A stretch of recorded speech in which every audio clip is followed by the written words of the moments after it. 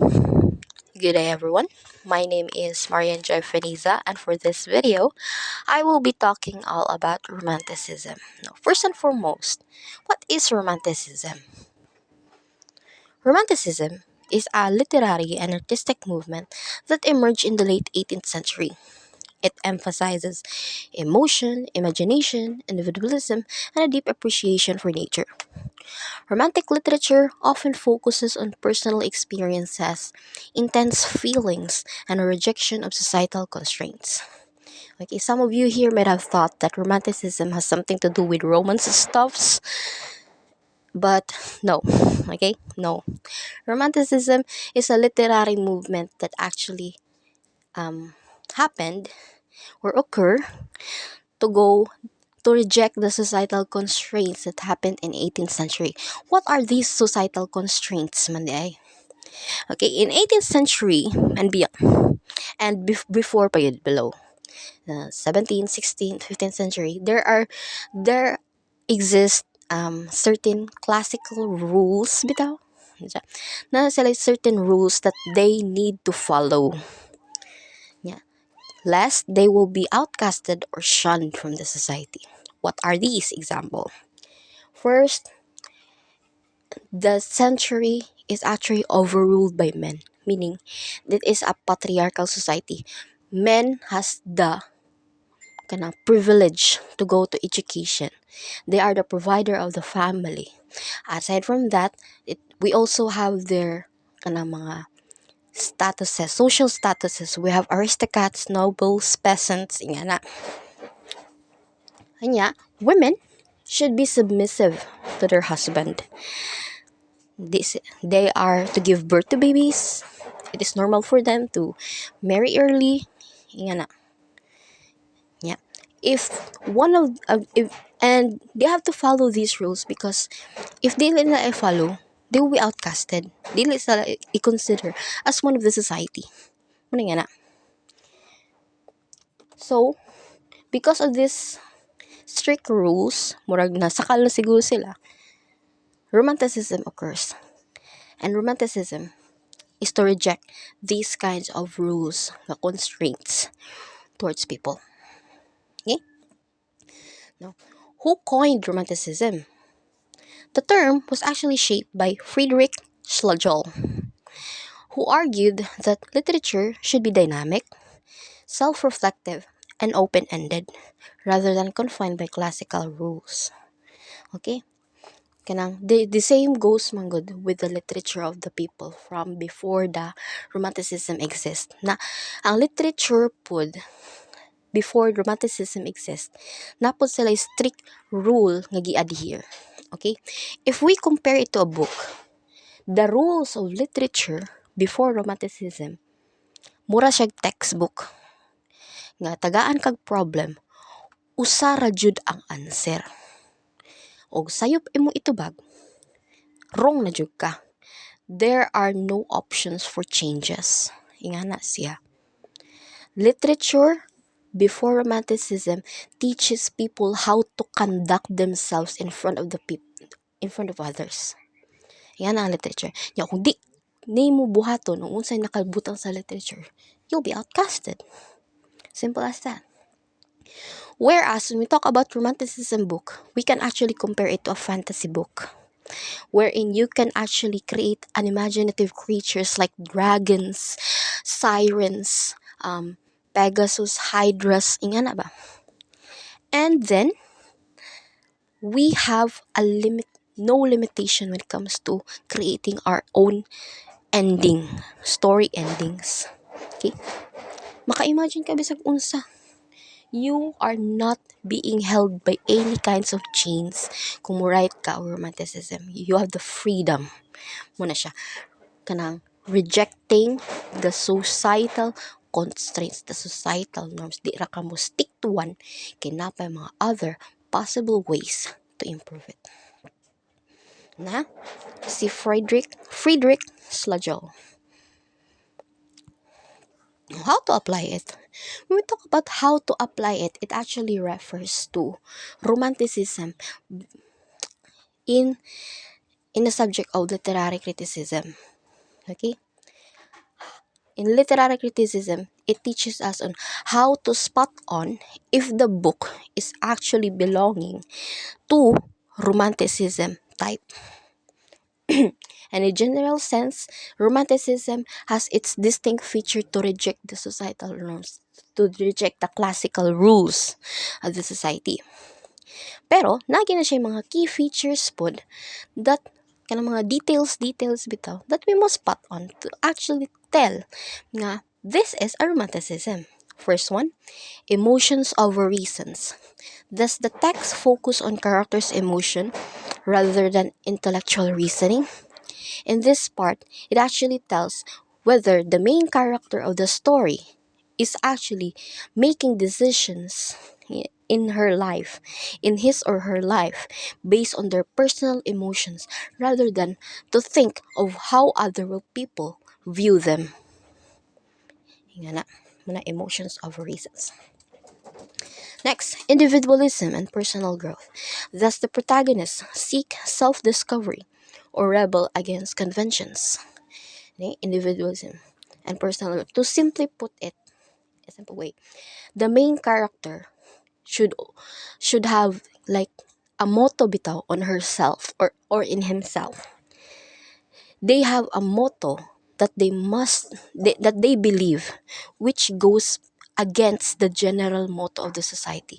Let's say for example, kanang moingon bitaw nga men should be the only ones who work kay sila ang provider. Yan na ba? Sila ra ang pwede mo trabaho. Yeah. Then there comes main character mo. But then no, I don't believe in that kind of motto. Yan na siya nga. Kanang women can also do what men can. We can also be a provider. Murag nga na ba? Na siya yung motto bitaw nga goes against the general motto of the society. Yan na, individualism. Yeah, the main character firmly believes that goes beyond personal growth. Yan na. Then, connection to nature. When it talks about connection to nature, does the nature play a symbolic or emotional role in the story?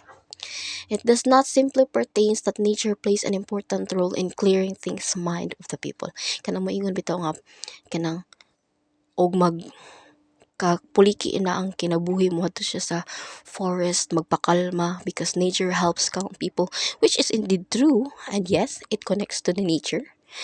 But in other sense pod, we can also connect nature based on the relevance. Okay? Kanang how does the story relate to what is actually happening in real life? Yan na. Connecting to nature gyapon na siya.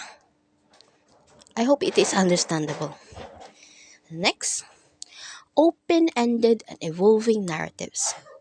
Does the story allow for personal development instead of fixed, rigid ending? Mo na sa niha, another clue to tell if the book is romanticism, di na siya textbook. Nga kung naay usa ka problem, solbaron, usaray solution para masulbad. Okay? In a book of romanticism, there exists different way on how to end a story. Nga na siya. And aside from the way on how to end a story, naapod ang main character ni-develop og kanang develop ang character niya. May nga na ba? Character development. Character development ang male lead or female lead sa story. Muna siya, evolving narratives. And lastly, the use of symbolism and imagination. Does the text use symbols, dreams, or imaginative storytelling to convey deeper truths? You know symbolism. I know you are aware what it is. Okay? In this part, does the book actually reflects without any kinds of symbolism? Does the book actually reflects any kinds of symbolism that showcases that the scenario is rejecting the societal norms? Kay romanticism is all about rejecting societal norms, man. Nangita ka. And if you found one, then certainly that book is a romanticism type. Yan na, kay mo man yung key features of Romanticism. And hope it is understandable. Na-clarify ra, clear ang tanan. Okay, now, let us proceed with The Little Women. This story, The Little Women, is actually a suggested reading for Romanticism because it is believed that the story Little Women by Louisa May Alcott is actually belonging to the category of Romanticism. And for the brief overview, Little Women is actually a novel. Two books ni siya. Nana siya two books. Ang first book is titled Little Women, talks about the childhood of the four March sisters. And the second book talks about their adulthood. And it is titled The Good Wives. Okay?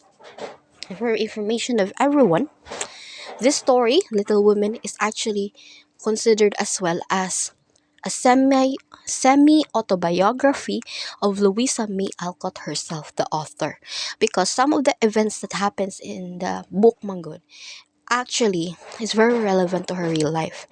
Nahitabo po sa iya ha, as a person. Nga iya ranggi kanang gamay gibot yan gamay og fiction ba that occurs the existence of the story Little Women. Okay, now let us proceed with the story. Little Women follows the lives of the four March sisters, which is Meg, Jo, Beth, and Amy, as they grow from childhood to adulthood in the 19th century New England. The novel begins during the Civil War, with the sisters and their mother, Marmee, managing household struggles while their father serves as a chaplain. Despite financial hardships, the March girls find happiness in each other and learn valuable lessons about love, ambition, and sacrifice. Okay, the story started with Civil War. Daw, no? The story is in a Civil War, and then the father of the March sisters is actually one of those militaries. Includes a Civil War. Muna ang story. And then, their daily cost of living is actually being relied on from the salary of their father. Mojo na siya. Kaya nag-rely na sila sa salary sa ilang papa in order to make a living. Yeah. Pobre gid sila. Pobre sila. Despite being poor and knowing wa sila kwarta, this family, gahiya, kanang bahilan bitaw nila ang mga poor. Mo-donate sila og food sa mga poor people despite them being poor. Mga na sila. Na they are taught to become kind and humble to other people. Next, Meg is the eldest. She's graceful and dreams of a comfortable home and family. Jo, the tomboyish and the independent second sister, aspires to be a great writer and struggles against societal expectations for women. Beth, the quiet and selfless third sister, loves music and enjoys the simplicity of home life, while Amy, the youngest, is artistic, ambitious, and dreams of marrying well. The girls form a close bond with their wealthy neighbor, Laurie, who became like a brother to them, particularly to Jo. As I've said this earlier, no, manghinabangon gini ang March sisters towards poor people. And ang ilaha bitang charitable work is actually seen by their wealthy neighbor. Yeah, because of that, they were invited to their house, and they form a strong bond during their childhood. And for the information of everyone, no, si Jo here is actually the main character, si Jo, the tomboyish and independent second sister who aspires to become a great writer. Siya ang atong main character dire. Yeah. As they mature, each sister faces personal trials. Meg falls in love with John Brooke, which is Laurie's tutor, their wealthy neighbor, and eventually marry. Jo, determined to make her own way in the world, rejects Laurie's romantic feelings and moves to New York to pursue writing. There, she meets Professor Friedrich Baer, who encouraged her to develop her literary skills with more depth and meaning. Beth's frail health worsens, and despite the family's care, she passes away peacefully, leaving a lasting impact on her sisters. Okay? In this part no na sila facing trials na good. Meg actually falls in love with John Brooke and eventually marry. Where in fact, in this book, Meg is actually 15 years old pa. Then Jo, kanang gi-reject niya si Lori because Lori actually fell in love with her different perspective against societal norms bitaw. Gi-reject niya. Yeah, then si Beth, their third sister, kay namatay sa sakit because as I said this earlier, mahinabangon sila to the poor people niya. Accidentally manggod si Beth is na-infect ato nga illness from the poor niya. She was unable to recover, mutong namatay. Meanwhile, Amy, their youngest, travels to Europe with her wealthy Aunt March, where she reconnects with Laurie. As both have matured, they realize their feelings for each other and marry. Jo, heartbroken over Beth's death and unsure of her future, eventually realizes she loves Professor Bear. When she inherits Aunt March's estate, she transforms it into a school for boys, fulfilling her dream of nurturing young minds. Okay. Now, some of you here might actually have find it very confusing. Okay, daghan kaayo characters nga involved. Then aside from that, the conflicts a lot. The conjugate conflicts, which is very understandable because this book is actually a novel. Yeah, two parts pa yun. So it's very interesting. So everything that has been discussed so far is actually the summary, and then we can conclude it that everything that has been discussed is tapaw lamang. Tapaw ra jud ang tanan. We were not kanang able to actually go deeper beyond the feelings of the characters that is presented in the story. Yeah, confusing pagid guys tanan kay tapaw ra lagi. But still, we can manage to do a literary criticism, which is the summary itself. And the following will be my own perceptions, my own criticism about the story, just based on the summary that we have presented. Okay? Now, i-inform lang tamo daan nga, in actually literary criticizing this work, nagkalisod jud ko. Lisod jud para nako how to deliver it in front of you. And everyone here who's listening, nga, dali ra ninyo masabtan. Naglisod po ko on how to present it in a presentation form sa mga PPT para kanang clarifying bitaw for your perceptions. So, rather than actually thinking of i-present din ako, nagbutan na lang kong notes dere, I have presented here the characters of the story. Simply, mahimo na lang nila ko siyang tamdanan, and I hope you actually listen on how I actually criticize this literature, Little Women, so that for you, in order to have an idea nga this book, Little Women, belongs to the romanticism part of literature. Okay? Now, first, at the beginning of the story, it stated there nga nag-start siya sa Civil War. Their father is one of those militaries who participates in the Civil War.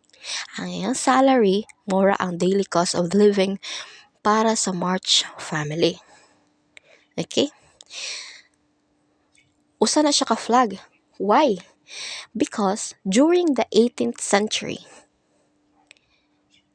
it is believed that the era was of patriarchal society, meaning men are the providers. Nya mo nag-showcase bitaw sa novel. Ang papa nila ang nag-provide sa living expenses nila as a family. Murag makaingon ta nga, it connects to the nature. because it has relevance to what actually happens in real life. Yan na siya. Next. Despite, muna siya, o saka flag to ha. Next is despite being poor, yeah, having to rely on their father's salary nga gamay ra in town, the March family chose to share their food towards the poor, which we can actually assume the makings of their decisions from their emotion rather than reasons. Kay baw na sila nga pobre sila niya, nagkalisod na sila panginabuhi. They still choose to help people, the poor people, na emotions over reasons. Okay? Another one. Meg and Beth, they are also connecting to nature. Okay, during the 18th century, it is very normal for women to marry early. Si Meg, gikasal man siya sa tutor ni sa ilang dato nga silingan at the age of 15. No? She represents what is actually considered to be normal. Okay, mga norms sa society during that century. And Beth as well. Beth was taught to become submissive, to be family oriented. Okay, Beth has no actually grand ambitions. She just wants to have as long as naayang family, everything will be okay. Mga na ba? Happy ra siya. Ingan. Yeah, women are actually given a task at that time nga. They should live, give birth, raise family, be submissive to their partners. Ingana. Which na-portray po ni Beth as being a family-oriented type of child. Then, we have Amy. Amy dreams of becoming a great artist and gaining recognition. Si Amy palang, si Amy, kanang, nikuyog siya sa iyang rich aunt moadto sa Europe because she aspires to become a painter. Nikuyog siya sa iyang rich aunt, niadto nag-study. Wherein, in their era, makonsider na siya nga kanang men were the ones only given privilege to education. Siya ni eskwela po siya. O, diba? They go against siya sa societal constraints, which is individualism, a personal growth. Ingana.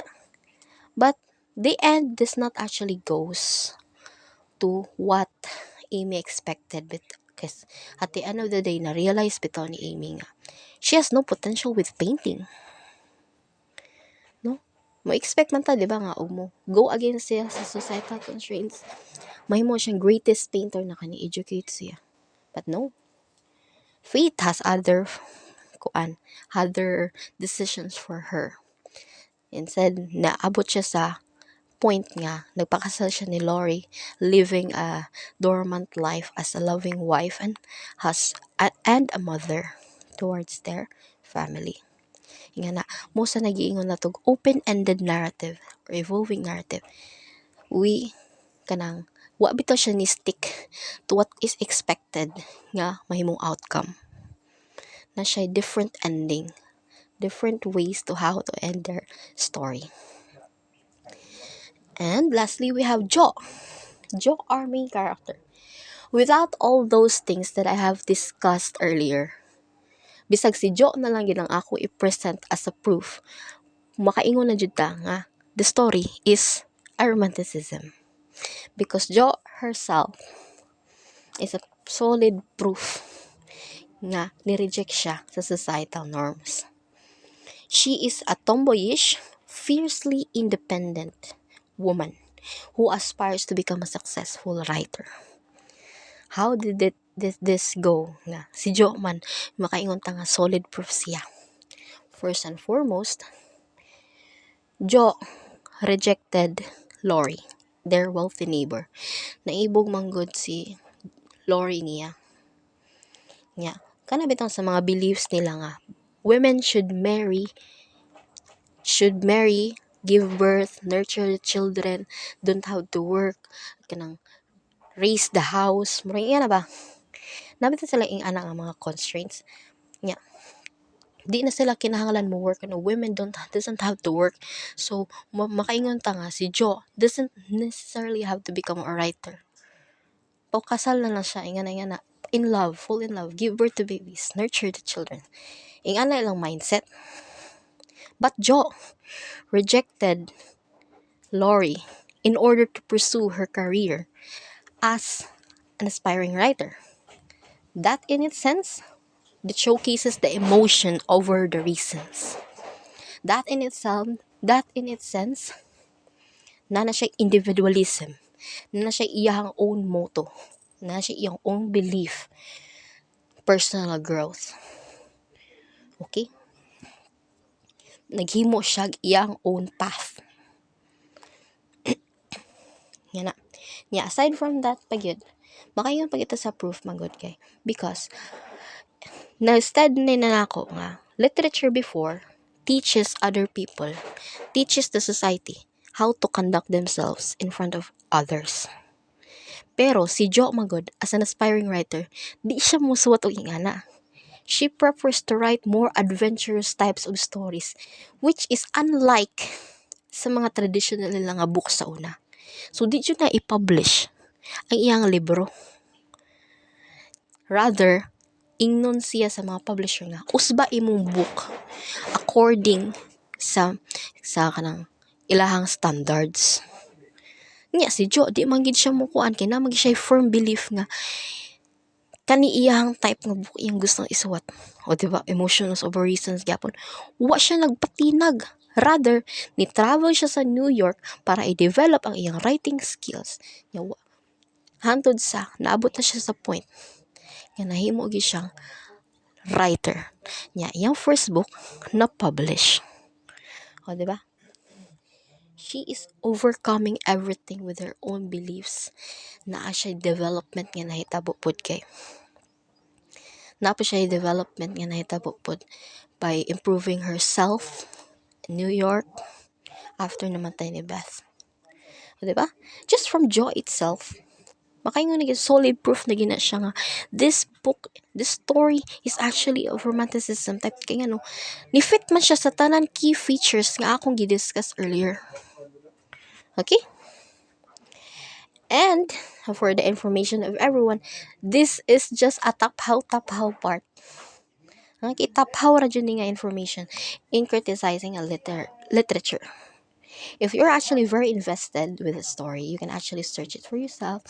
Do a literary criticism of your own interest at home. Daghan pagid kini siya because this is a novel, very detailed novel. Okay? Makahimo pagid mo daghan pa sa ako ang nabuhat nga literary criticism, which is I have discussed earlier lang. And I guess that would be the end of my part. And pardon me if you've actually heard any kind of noises during listening in this video. Everyone, thank you so much and have a nice day.